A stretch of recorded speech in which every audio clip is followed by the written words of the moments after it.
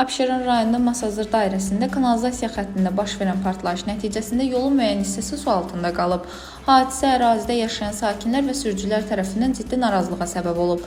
Məsələ ilə bağlı məlumat alan Abşeron rayon su meliorasiya sistemlərinin istismarı idarəsinin əməkdaşları dərhal əraziyə cəlb olunublar. Qısa müddətdə görülən operativ tədbirlər nəticəsində sızma dayandırılıb, yolun su altında qalan hissəsi təmizlənib və hərəkətlər bərpa edilib.